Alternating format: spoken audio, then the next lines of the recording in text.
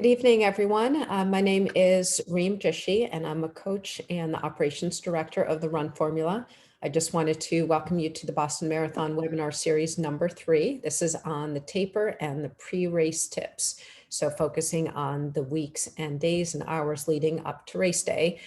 Today we are we welcome 2 run coaches, Michelle Fisher, who is a coach with the Run Formula and QT2 Systems. She joined as a coach in 2009. She has done a number of Boston marathons, doing her first in 2003 and 3 of them since then. She's also done a total of around 10 marathons with some of the big ones: New York, Chicago, Philadelphia, Marine Corps, to name a few. And then I'd also like to introduce Jonathan Falk, who's TNT. He's a National Run coach with Team and Training, and he has a MS in Sports and Exercise Science, and is also an RRCA and a USATF coach. John has done, looks like more than 50 marathons in the past 20 years, pretty amazing, including one just this weekend. And John lives on the Boston course and has raced Boston 10 times. So he has some incredible knowledge, which he will share with you this week and also next week as we go through the course preview. So I'm going to go ahead now and turn it over to Michelle. Thank you, Reem, for the lovely introduction. I'm going to kick it off with the taper.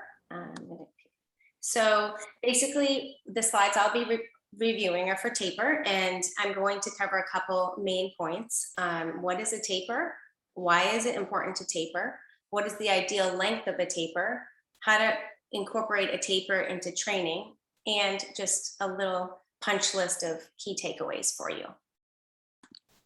So let's see, I'm just going to shrink this for a sec. What is a taper? So the taper is one of the most important parts, I think, of anyone's training regimen.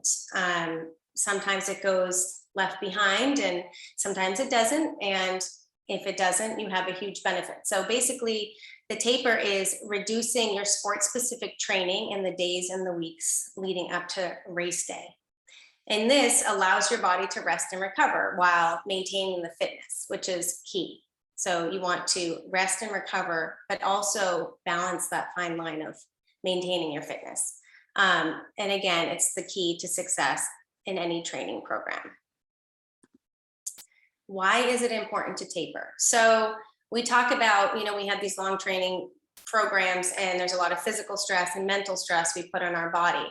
So the ideal for the taper is it's going to reduce that, not just physical stress, but also the mental stress in the body. So maybe you go through, a 20-week training program for the Boston Marathon, and, you get to week 17 and you're just physically drained because you've done, a lot of training over those 17 weeks. And you do, a lot of added mental stress, because not only are most people juggling a training plan, they're also juggling their families and then their work. So I think, and also the stress of performing how you want to perform. So the mental stress there of putting these expectations on yourself and making sure you deliver. So I think, the taper is going to allow you to kind of take a step back, unwind a little bit, and kind of really get zen before the race. Another important reason why you should taper is because it's going to allow for optimal performance. So that's the key. You want to really stress your body leading up into the days of the taper, and then you're going to capitalize on all that fitness you have gained, by still working out, but you're just altering the way you work out. And we'll talk about that. And what that will do is improve your performance, or let you perform at that peak that you've been wanting to perform at based on all of the training you've put in. Basically, if you do a Google search, it's like 2 to 3% boost in performance if you have solid training with a solid taper. And so if you're maybe a 4-hour marathon or 5-hour marathoner, that's about 10 minutes, which is a big deal. So I think 10 minutes is a good amount of time to kind of shave off if you're, doing what you need to do to train and taper. And the taper, it's important to taper too, because it also kind of gives you that, take a deep breath, figure it out. Not only is training important, and rest is important, also getting enough sleep, and also doing, the nutrition you need, eating those nutrient dense foods, making sure that, you're, paying attention to your body's needs as a whole. So holistically paying attention to your body, physically, mentally, including the nutrition and the sleep.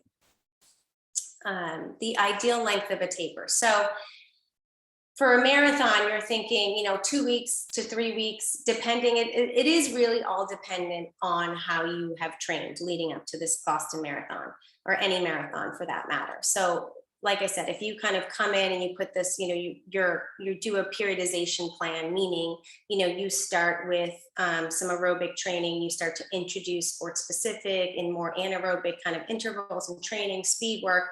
And then you come to the end, which would be your taper. You peak, and then you come to your end, which would be taper.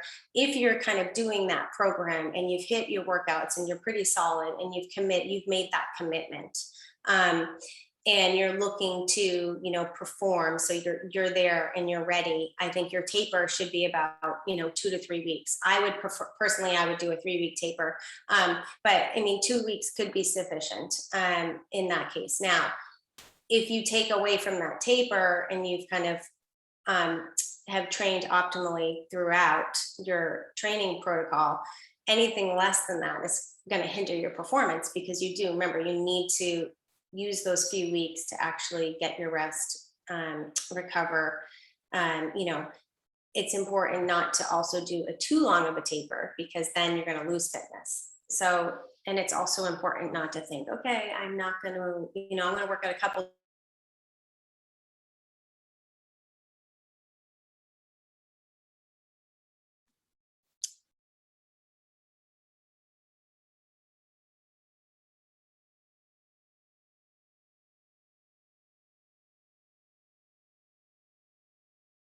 When you're doing the taper, you may not necessarily need the 2 to 3 weeks. Now, and I'm going to give you an example. If you kind of pull down a training program from a website, said, okay, I'm going to train for the marathon, Boston Marathon's coming up, I'm going to do this, 24-week plan. But in that time, you're basically not, hitting all your workouts. You're not able to do everything. Things come up, things get in the way, and interrupt your training cycle. Basically, you need to kind of assess. So say you only get 60% of your training in, 70% of your training in. Once you get to, down the road and you have 2 or 3 weeks left, you don't necessarily need a full 2 to 3 weeks. You will probably continue to do a little bit more than you typically would. But again, not in those 2 to 3 weeks would you gain much fitness, but you don't need as big of a taper, or more a drastic as a taper as someone who's kind of hitting it 24/7 and getting all their workouts in and really sticking to the plan. Okay, so how do we incorporate a taper into training? So again, you want to determine the sufficient length of the taper based on what your training protocols have been for the months leading up to the race. You want to decrease your total weekly volume by 20 to 40% based on your peak week. So meaning the chunk of weeks, whether 2 weeks, 3 weeks, that you've really kind of done a lot of your peak training, your 20 to 40% total reduction in volume is based off of that weekly volume. And your kind of your highest weekly volume, that's where you want to decrease it for the last 2 to 3 weeks. Obviously, the first week is usually something, in the higher range after your peak training, which would be with a 40%, 50%, 40% reduction. And then you kind of climb up a little bit and then come back down. And then it's important to keep your training structure kind of intact. So like if you're training 5 days a week, you still want to do that. So the frequency and the amounts that you're training per week, you still want to keep that intact, because we're not necessarily, you're decreasing volume, but you want to keep your routine the same. So you're decreasing the volume, you're keeping your frequency intact, but you're also, you're still continuing to incorporate the intensities, right, with shorter workouts. So you still want to, you can increase intensity, you can continue the intensity, keep those, keep them shorter intervals. When you're talking about your anaerobic training, you want to continue to do that, because you don't want your body to be shell-shocked once marathon day comes and you're like, okay, I'm going to try to hit this pace, and then you get out there and you're like, okay, I haven't been running more than ZR for the last 3 weeks. That's definitely not where you want to be. So you want to continue, those runs where you're doing some intensity too, because again, you don't want to shock your body. And then again, we talked about the nutrition, incorporating the tapers, also incorporating nutrition before, during, and after workout, making sure you're still hitting that and being really, really generous and making sure you're doing it, because these weeks are really important to, refuel the muscles, let them recover, and just capitalize on, the rest and the nutrition that you need. And again, these 2 to 3 weeks, if you're looking at it, that type of taper, you're not going to really gain fitness. You're just trying to maintain what you have. All the work is done, right? At the base and, build phases, peak phases, speed work, things like that. Once you kind of in that periodization plan, all of that is what you're taking to the bank on race day. And then this last 2 to 3 weeks, what you're taking from that is, the rest and recovery that you're, able to do and be able to get your peak performance in. So like, you're not gaining fitness, those, it's important to note, you're not going to be gaining fitness. So like I said earlier, you're not going to try to cram. If you've kind of fallen behind on workouts, you're not going to try to cram either in those couple of weeks, because you're not going to gain much more fitness. So the key takeaways, you want to remember, strike the perfect balance between recovery while maintaining your fitness, right? That's always a challenge. It's hard, but you really have to do it. You have to let yourself not stress out about, oh, I haven't really been working out as much, and I'm not doing my speed workouts, and I'm not getting this, and oh my God, I'm going to lose all my fitness. No, you're not going to do that. So trust me on that. You will not. You just need to let your body have this time. The length of the taper is obviously based on the overall training, stress, and the weeks and months leading up to race day. So again, you might need the 2 to 3 week, or you may need to alter it. Maybe you only need 8 days or whatever it may be. So make sure that's important, and you're not taking too much time where you're kind of sitting on the couch and not doing much, and then you get to race day and your body's in shock and it's kind of doing the opposite of what you thought it was going to do. In addition to reducing the training load, you got your nutrition and sleep that are important. And then if done right, you will feel physically and mentally ready to perform at your highest level. So that's kind of what the goal is to perform physically, be ready mentally, and then, get your A performance and get it the way you really want it to. Okay, so I will take questions after, but right now I'm going to kick it off to John, who's going to cover our pre-race tips. Yeah, and just to build up on off of what Coach Michelle said, there's an expression that I think is I've heard other coaches mention before, the hay is in the barn. That when you're as you're doing your taper, all the work you put in over the build up to get ready for the race, you've done all the hard work. Now it's the time where you let your body recover from that and perform on race day. And so, as Coach Michelle was saying, you don't want to try and cram in. You can't. It's not a final exam. You can't cram in extra work to get ready for, to get ready for the race. So we're kind of dealing with a little bit of an unprecedented situation, obviously, running races in the age of COVID. And so things that have been kind of norms or typically done in previous Boston marathons. So even if you had experience like I have and run a number of them, things that we get done a little bit differently. And I think there's going to be need for kind of flexibility, as well as just staying aware of what's happening and being alert for any changes that the BAA might post in the upcoming weeks before race day. Obviously, the situation is fluid, and even just today, the Marine Corps Marathon canceled their Expo. So not to say that's going to happen in Boston, but who knows? I think that you need to be, keep an eye on your emails, alerts from the BAA, and also keep an eye on their website to make sure things haven't changed as race day approaches. So brief correction about my introduction. I don't currently live on the course, but I did grow up on the course. So that is certainly right. And I did grow up thinking that everyone knew that a marathon was 26.2 miles, not realizing that a lot of people who aren't runners like us think that a marathon is anything further than the end of their driveway. So it's been a part of my life really since I was a kid. I'm excited for all of you who are getting to experience it for the first time, or if you've experienced it before. I think that it's gonna be a very special experience. I know I still get goosebumps every time I go into the expo. So I'm excited for you to have that experience yourselves. So as far as the COVID guidelines, if you get the next slide, Michelle. Yep, on it. Great, awesome. About a week ago or thereabouts, the BA kind of announced what their policy is currently as far as both vaccination and or testing. And they've indicated that they're going to expect either you provide proof of vaccination. They're pretty flexible about what you provide. It could be the actual card. It could be a photocopy. It could be a photo. It doesn't seem like they're going to be that picky as long as you have some documentation to prove it, or you will need to take a COVID test.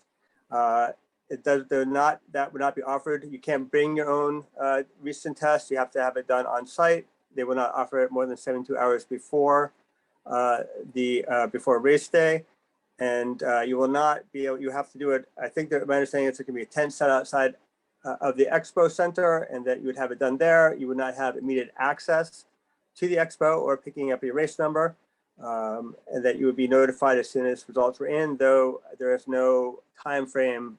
I assume it would be done expeditiously, but there's no time frame when you can expect to find out what your result would be.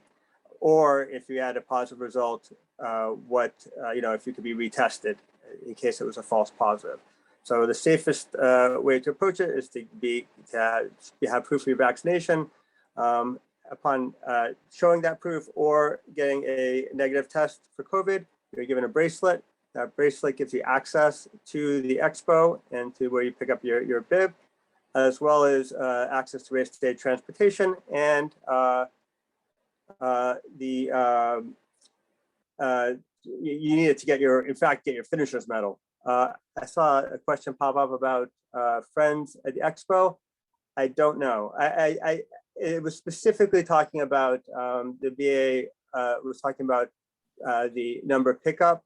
So usually it's open to the public, though I don't know in this case. I don't know. I don't have the answer to that. I can find out and I can get back to you.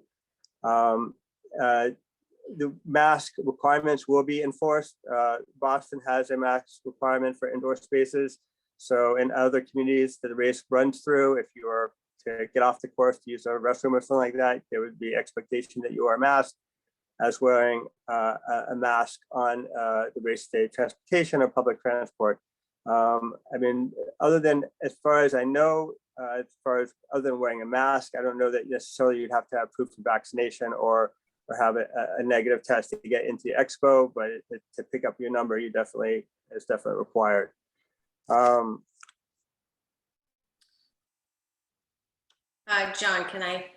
I just Googled it, and it does say that they are letting in friends and family, but as you said, that may change, especially if the Marine Corps just canceled theirs. So it is as of right now. I'm looking on the site. It says it's for family and friends, but again, that's always open to change. So it's best to check before you head over there with family and friends.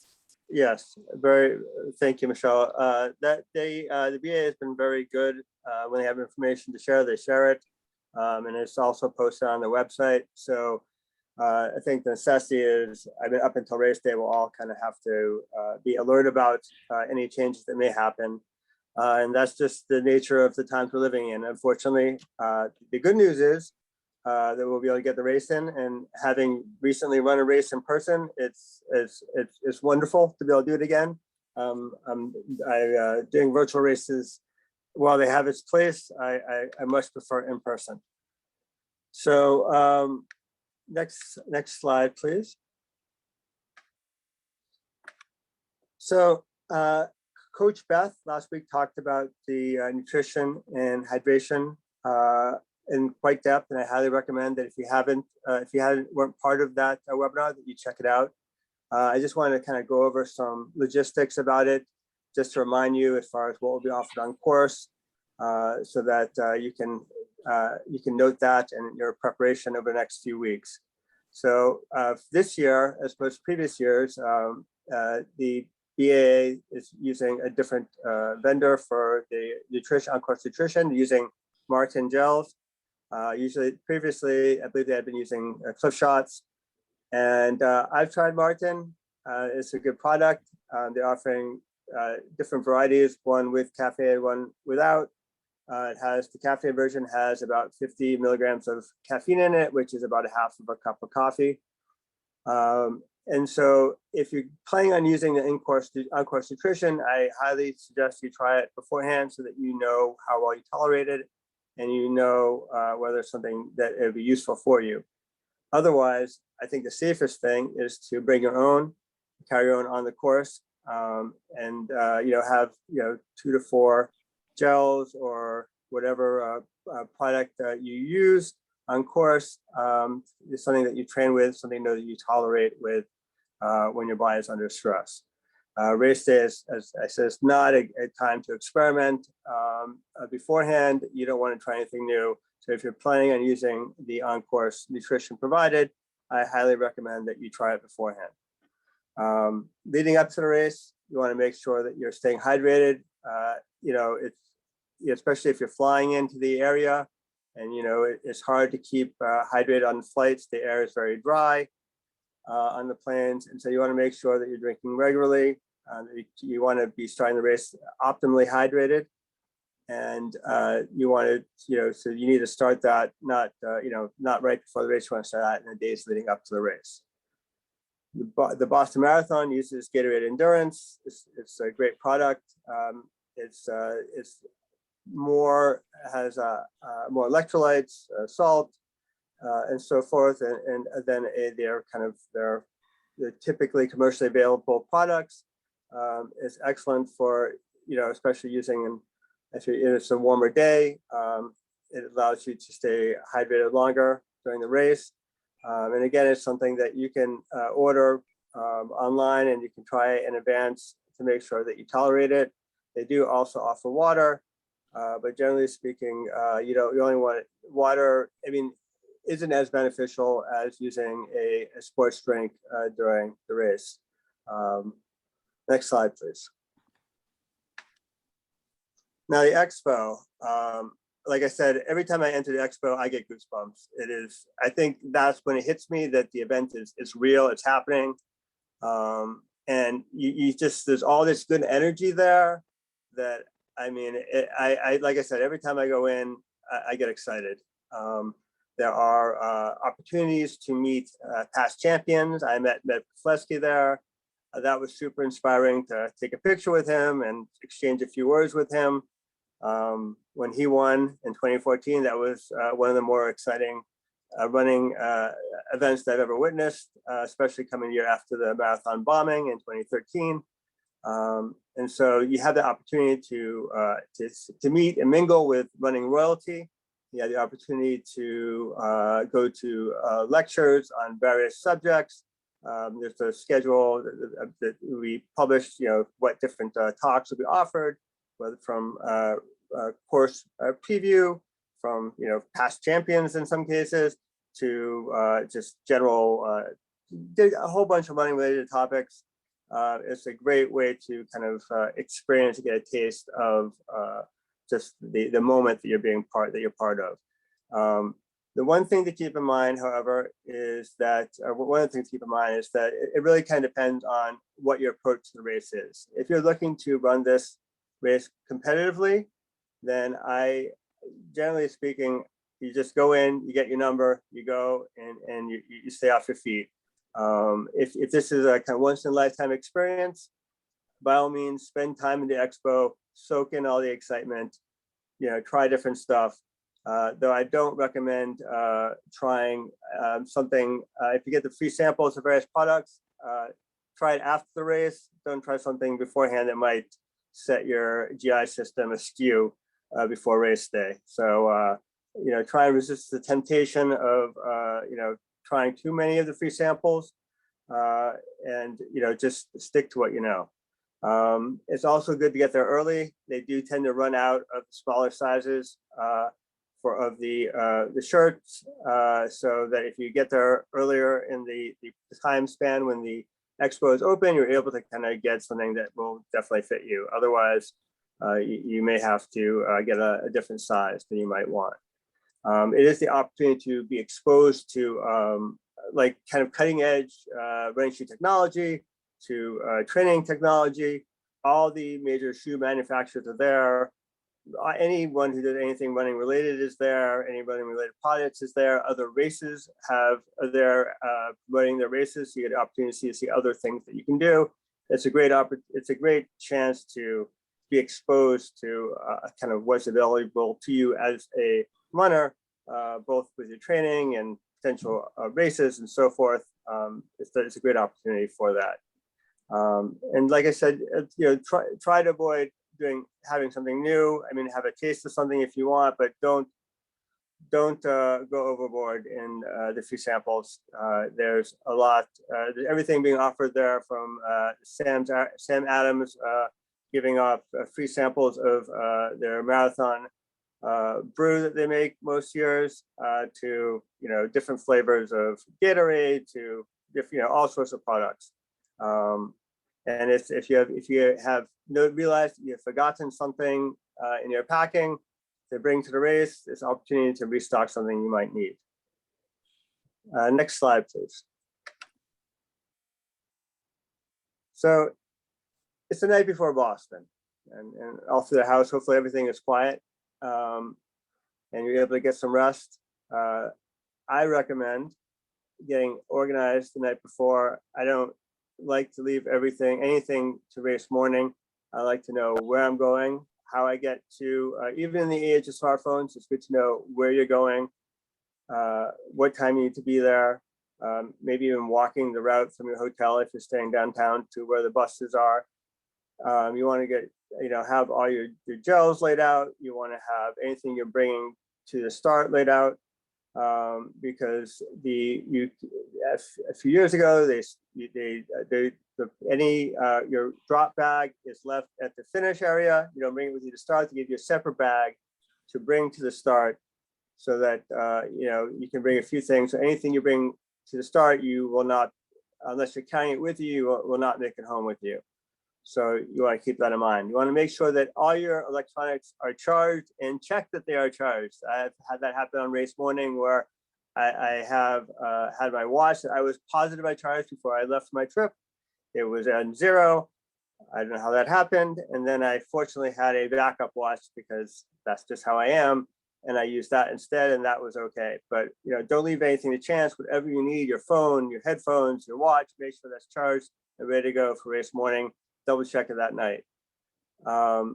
Make sure if the weather is going to be cool, and the weather for Boston can vary. The highs in October 11th specifically are 63 degrees, and the lows is 50 degrees, which can be a little bit cool. So if anything you want to bring to the start, you can have like throwaway clothes you can bring to the start that will keep you comfortable. Anything you bring to the start that you discard there, clothing wise, is given to charity and put to good purpose. So you don't have to feel bad about discarding it there. Do what you need to do to be comfortable at the start. Next slide, please. So also, you want to try, obviously, get as much rest as possible. Sometimes the night before, it's not easy. You have a lot on your mind. You're so excited about race day, and so I like to focus on 2 nights before, and that's when I really make sure that I get a good night's sleep. And if things don't go a little skew the night before, and I only get a couple hours of shut eye because I just was anxious, then that's okay. It's not gonna, as long as you have good rest leading up to race day, if things don't work out the night before, you'll still be fine. It can be hard the night before race to get good sleep, so I like to kind of plan around that, and I recommend that you consider doing that as well. Set an alarm for the morning. If you're at a hotel, get a wake up call I like to have a backup because to avoid the temptation of just hitting the snooze button out of habit. Make sure that you have that coverage so that you're up, especially if you're on your own at the race and you don't have anyone to make sure that you're moving along. Next slide, please. Now, it's important, even as your taper is winding down, and you're at, in Boston, ready for the race, that you keep moving. Now, that can be anything from just walking around the Expo, or getting in a 2 to 3 mile run where you work your way up to your goal race pace, so that your body is kind of primed and ready to go. Especially if you have to fly into Boston, and you're spending hours, sitting in a chair and just sitting around in general, sitting around your hotel room before the race. It's important to get your muscles, moving and ready to go. And so, just getting a little something, a little moving, however you feel comfortable, whatever you feel comfortable doing, is a good idea to do, and the night before race day. Get yourself moving, get your blood circulating. Next slide, please. Now, when it comes to the weather, I think we all become amateur meteorologists as race day approaches. I know I check like the 10-day forecast, like as soon as that 10-day forecast comes up, I'm like checking on weather.com and I'm like monitoring hourly, like has there been any fluctuation? Because it can make a difference in, what you bring to the start, how you dress. It's good to have some flexibility in that too, that if you're traveling and there's a potential volatility as the weather, have different things that you can bring that you can mix and match to make sure that you have the best combination for what you need on race day. You can't control the weather. You need to adapt to it. So if it's a warmer day than we might have hoped, it doesn't mean you can't run a good race, especially having run through the summer. If you've been running outside for the most part, your body has adapted to the heat. And if it's a colder day, your body actually benefits from running in hotter temperatures leading up to it. And a similar effect to your body when you were at altitude, in that if you're running at altitude and racing at sea level, your body benefits from the physiological adaptations that your body has made to running at altitude. Same thing with heat. Your body adapts to heat, becomes more efficient at dissipating heat in your body. And as a result, when you're running in cooler climates, you are able to respond better than you would if you are running, if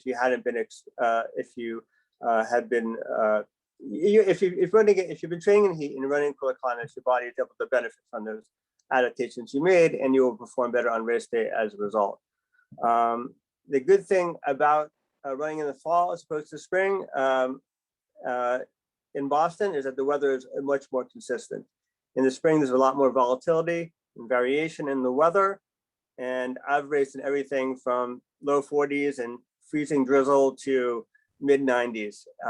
And when you can be generally pretty sure that you're going to have, more ideal weather in the fall in New England than you would in the spring. So having the race in October, I think will work to your benefit on race day this year. And I think that I'm hoping that we'll have good weather for everyone on race day. I'll be out there too with you.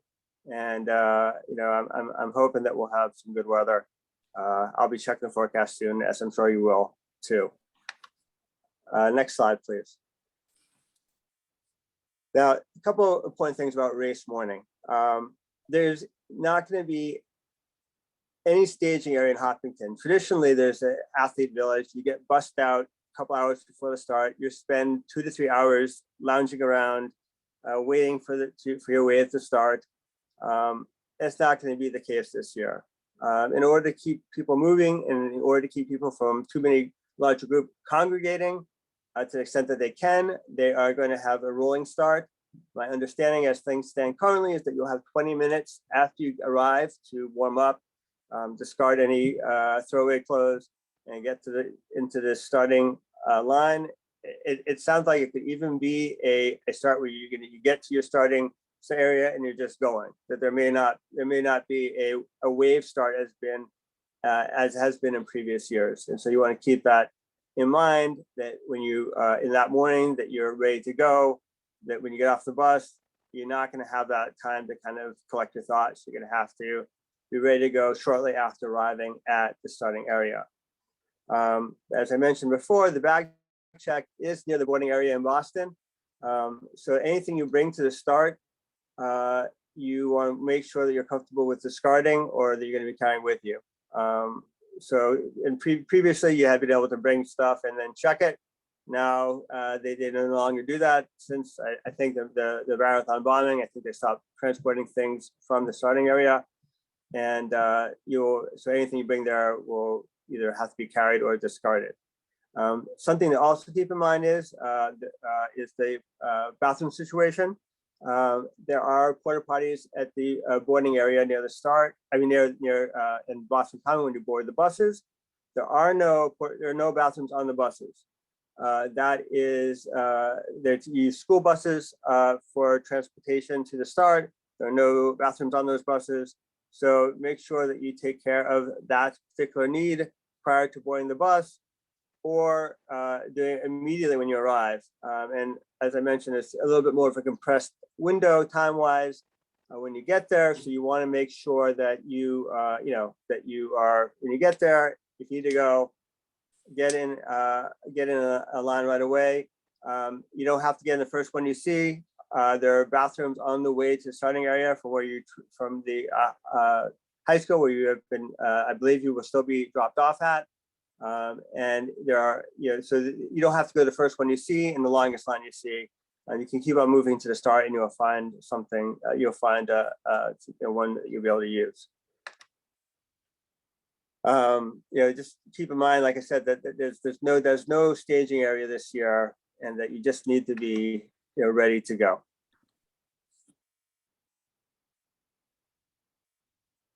So if anyone has any questions, you can please put them in the chat. We're happy to answer them now, or you can reach out to us. Our contact information you can see on the screen, and we're happy to answer any questions at any point leading up to race day. That if you have anything that's come up that we've talked about tonight, or anything that's popped into your mind afterwards, consider us a resource for you to use.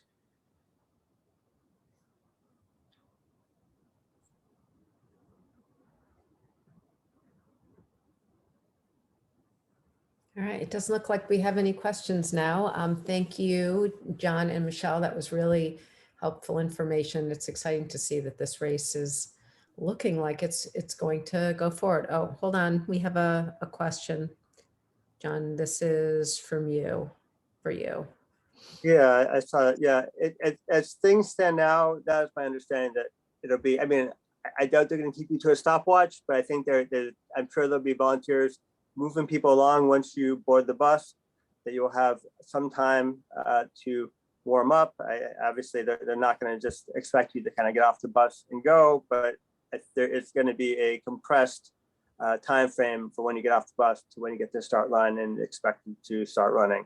So, if that necessitates you to do a little warm up before you board the bus, to go on maybe get in some strides before you get on the bus. There will be time and space once you get there, but as you try and fit in the other things you're trying to do, like if you need to hit a porta potty, just need to keep that in mind into your calculation of what you need to do when, sequencing wise on race day. So it's going to be it's going to be different than previous years. And I think we just all need to kind of accept that. And I think it's still going to be an amazing, wonderful experience. And I think I feel very happy that we're able to do it in person this year. So. All right, great. Well, thank you very much. We come back for one final webinar next week. Coach John will be back joining me, and we'll focus on race pacing and a course preview and answer anything that's come up, any questions that have come up in the interim. So thank you very much. Have a great night, everyone. Thank you. Thanks, guys.